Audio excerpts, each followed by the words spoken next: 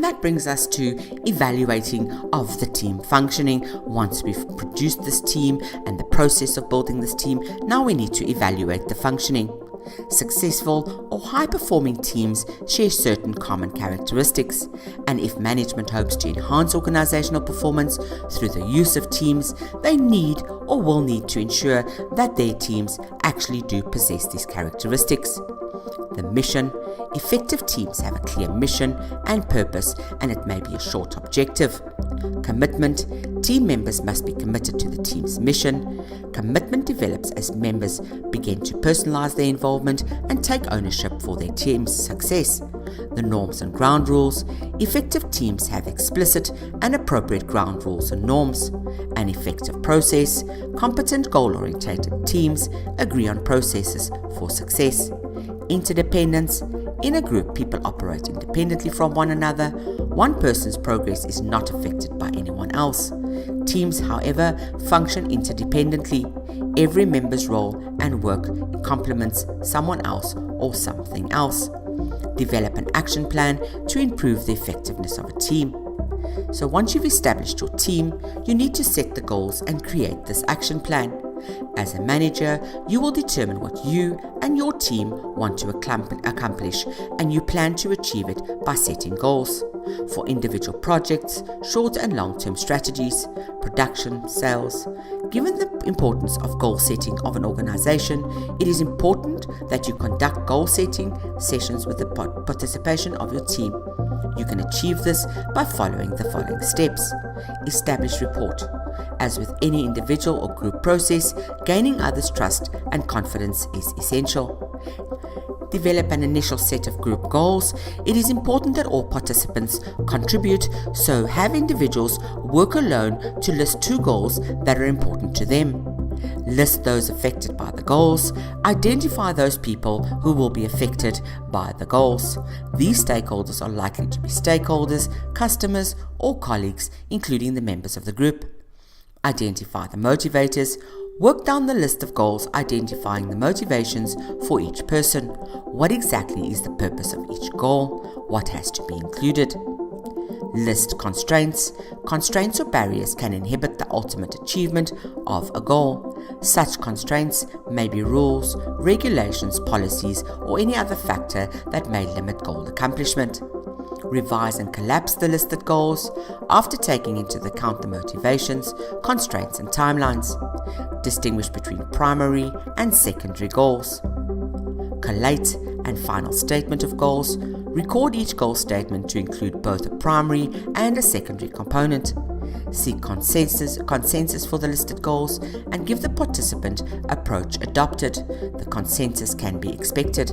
However, you will still need to give participants an opportunity to suggest adjustments.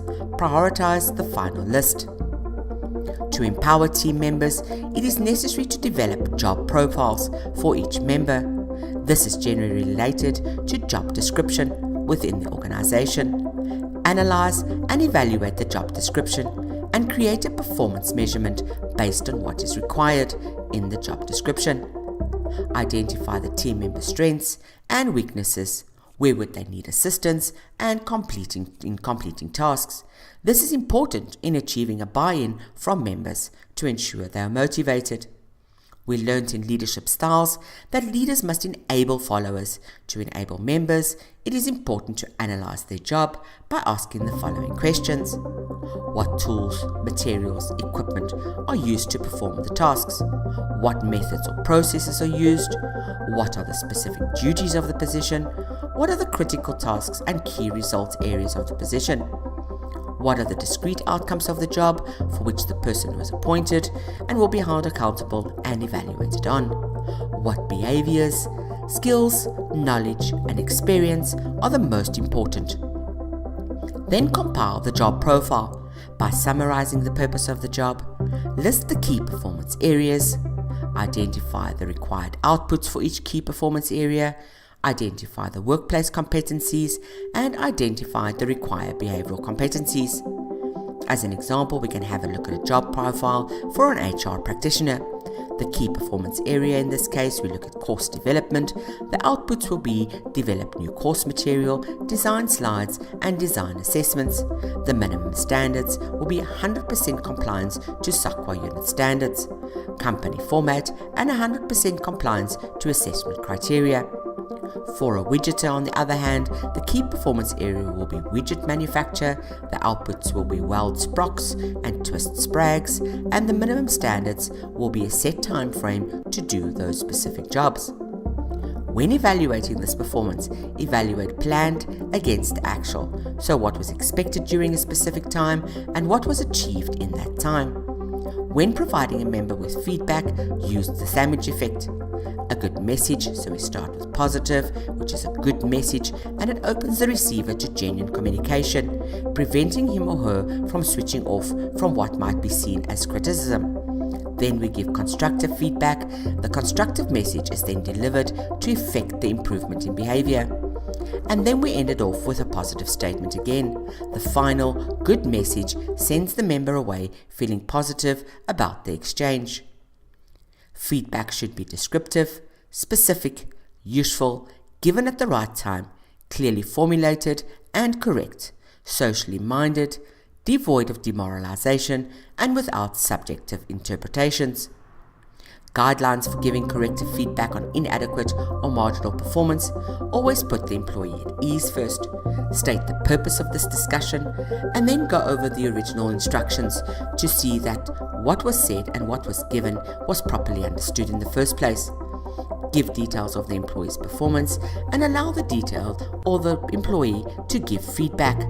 Concentrate on what the employee did or didn't do and not why outputs were not met. Don't make remarks about character, don't say you are stupid, or personalize the statements. Explain why the performance is unacceptable and provide information. Check for understanding and acceptance, and if the employee understands and accepts that his or her performance is not up to standard, work together on ideas for change and improvement. Listen to reasons if offered. Feedback is a sharing experience, not a telling experience. Be helpful. Share responsibility, restate the standard, and check for understanding. Summarize the conclusions, agree on the action plan, set a date for a follow-up meeting, and resist the temptation to ask why. The main ideas is high-performing teams share common characteristics. They have clear visions and missions. They set goals, clear processes, direction, and consensus. They assess member strengths and weaknesses. Developing a job profile helps to increase performance and measure performance against a planned outcome. Provide effective feedback to encourage growth and development.